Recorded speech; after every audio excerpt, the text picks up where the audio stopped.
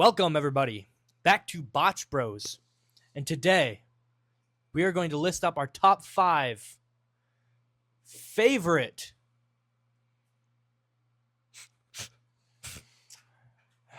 It's back where it belongs. Go check out our quiz battle if you haven't. But today is not about the quiz battle. It's not about him crying, even though he's going to anyway. We are going to list off our top 5, what we believe to be the top 5 best catchphrases in WWE history. Let's get to the list. In fact, all right. So I'll start out at number 5. At number 5, I have an interesting one. What?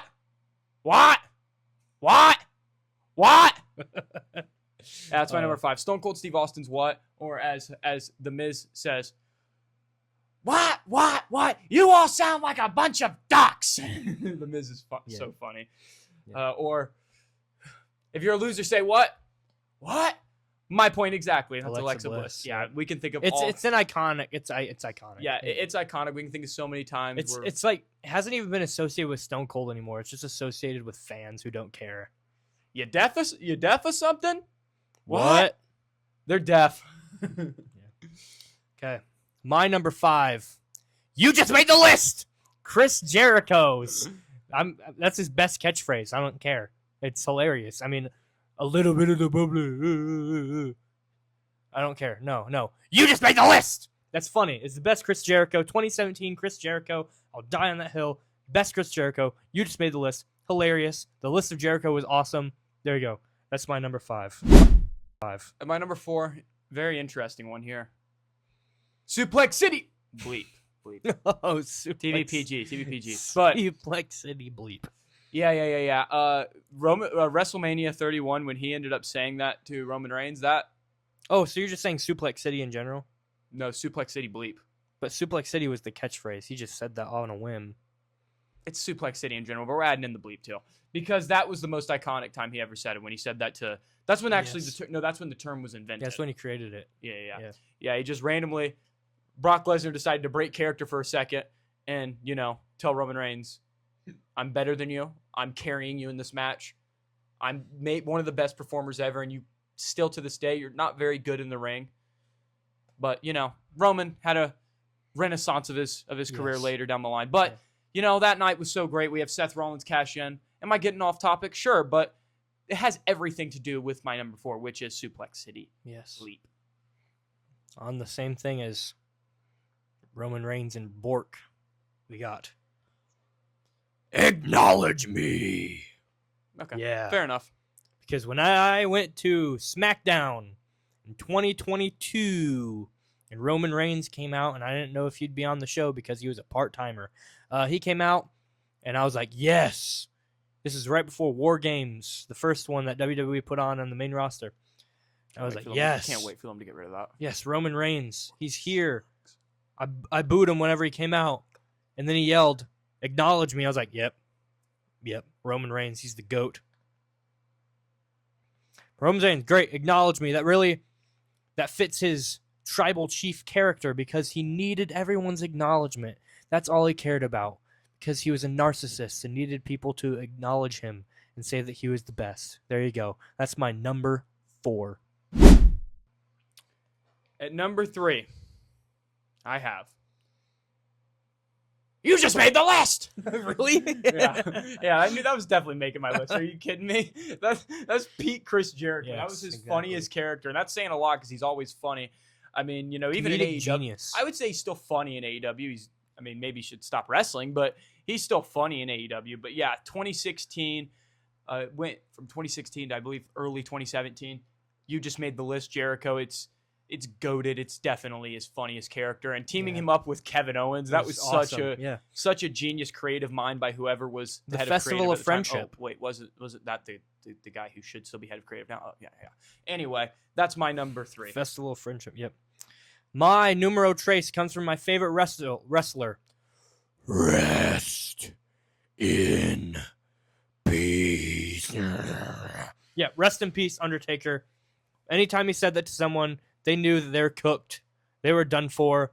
They're about to be tombstone pile driven right into the mat, head first, cracked skull, brain aneurysm. They were done. Maybe even a choke slam for good measure. But yes, rest in peace. Perfect for The Undertaker because he was digging holes and eating souls. I don't know. Whatever. There you go. I dug 29 holes for 29 souls. Do you remember that line? No. He said that before he entered the Rumble in 2017. What was that? The Undertaker's little thing whenever he won at WrestleMania. I thought you were doing a he'd BLM always fist. do I'm not this. kidding. I thought No. you were doing a BLM fist. No, I was. No. No. All right, it's time for my number 2. And I have another Stone Cold Steve Austin one.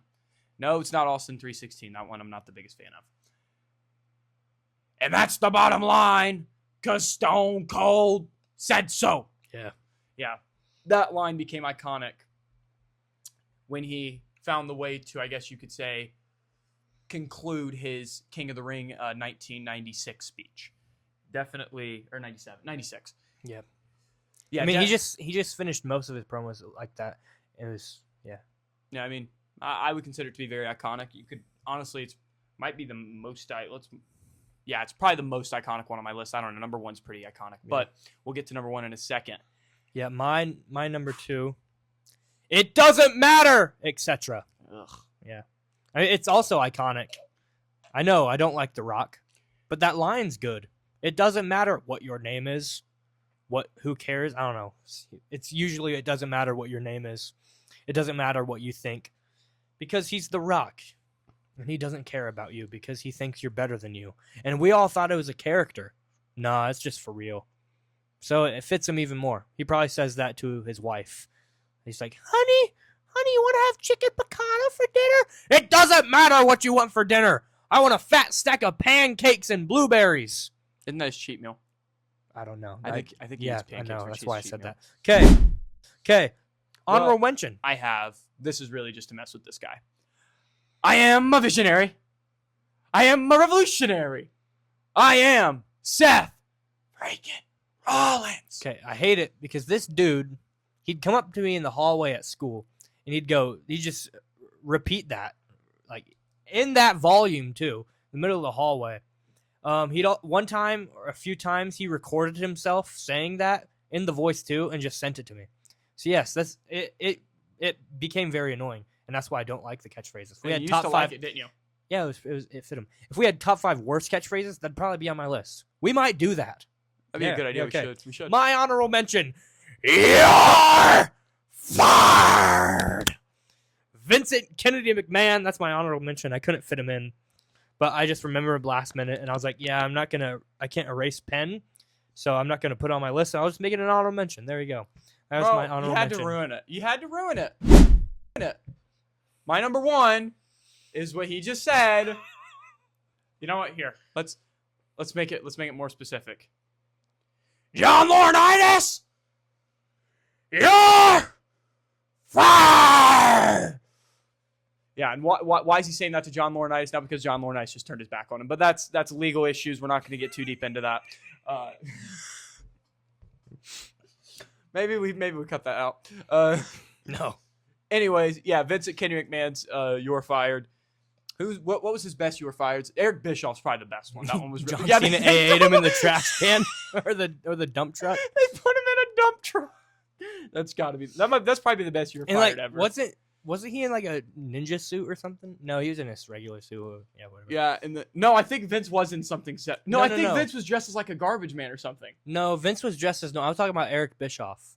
Oh, He I was think in like just his in a regular he was suit. in like his Komodo or whatever it's called. That I remember. I need the- to watch that. I need to watch that again. That's that's the best "You're Fired" angle ever, in my opinion. Okay. But there's a lot of good ones. my number 1. You stole it. It was your number 2.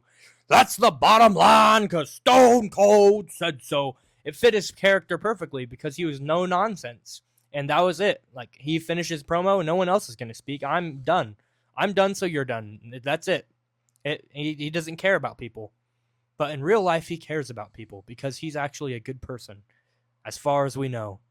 Yeah. After we're going to post this video, or just even after recording this video, and we're gonna have something come out that Stone Cold was a horrible person, like he beat his own wife. Like, you know that he's been accused of that, right? He got abused of that from roid rage. oh, When the Benoit stuff was going on. I'm not making that up.